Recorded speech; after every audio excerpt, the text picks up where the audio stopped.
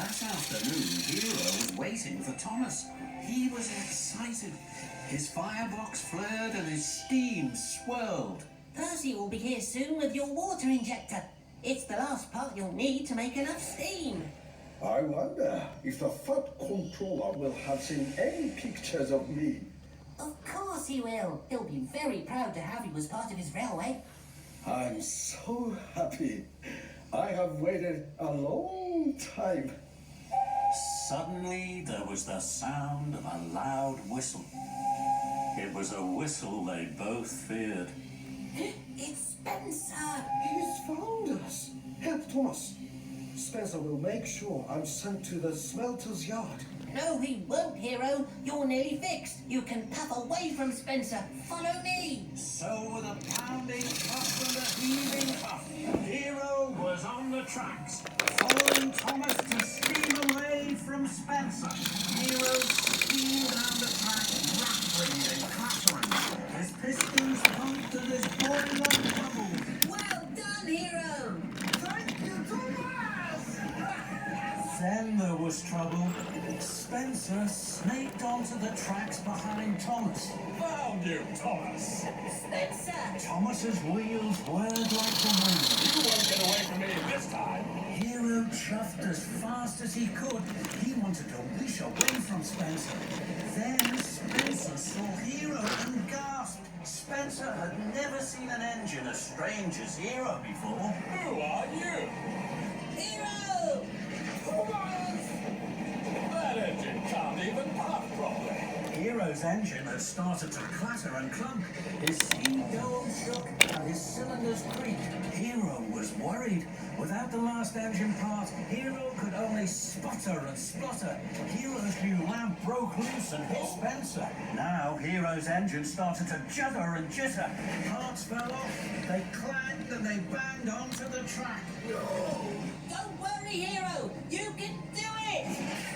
Thomas, help me! But the harder Hero huffed, the worse he wobbled. Keep puffing, Hero. More parts clattered and scattered from Hero's engine. Thomas! You can do it, Hero. I don't think he can! Hero knew Spencer was right. The master of the railway was once more a heap of strength. Hero couldn't puff on. Is this what you've been doing, Thomas? Making a heap of scrap for the smelter's yard? Because that's the only thing that this engine's good for. The Fat Controller will make sure of that. Thomas felt terrible. He had worked so hard, but he had let Hero down. How can I stop Hero going to the smelter's yard now? Then Thomas heard another whistle. It was Gordon in the express. I'll race you to Maithwaite, Slow Coach Spencer. I'll win!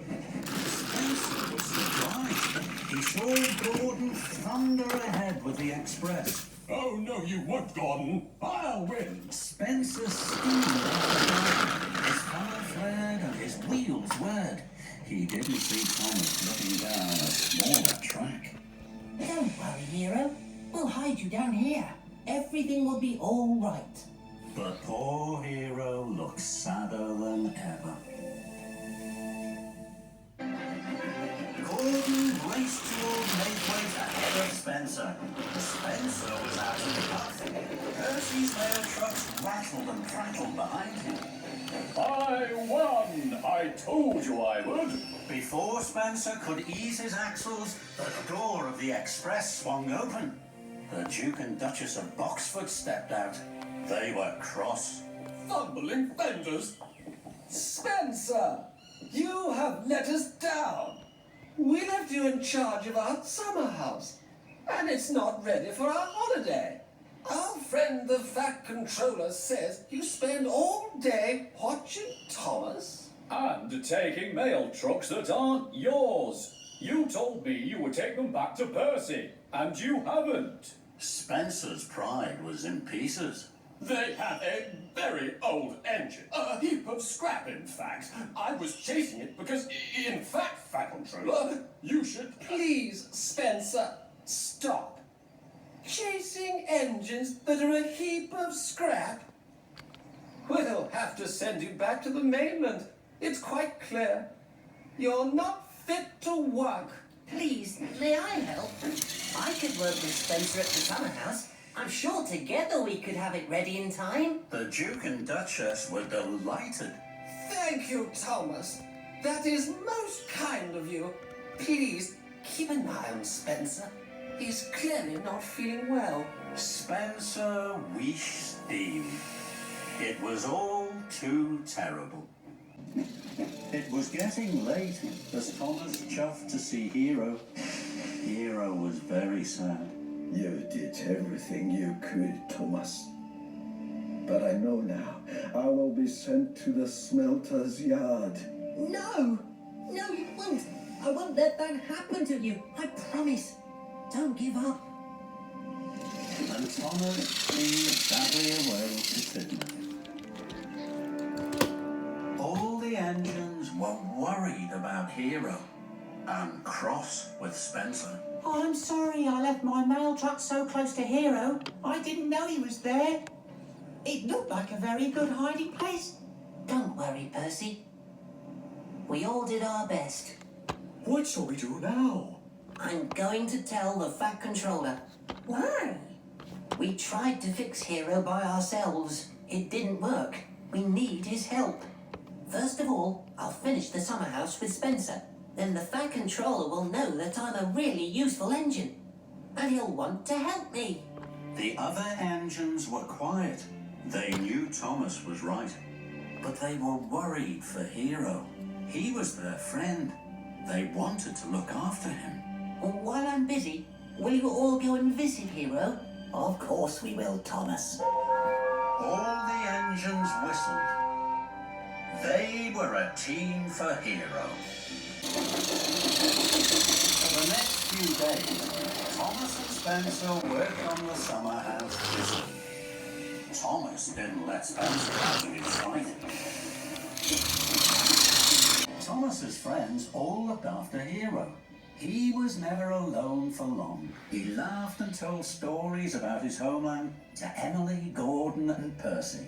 He listened to Edward's wise words and cared that Henry had to have special coal.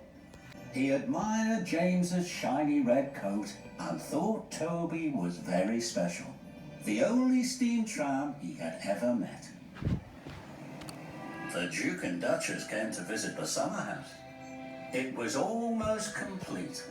They were very pleased. Spencer beamed. He told them all about it, while Thomas puffed quietly away to see Hero. Hero was happy to see Thomas. Hello, Thomas, my best friend. Hello, Hero. Thomas could see Hero was sad. Hero, I won't let you be scrapped. Believe me. Tonight I will fix everything.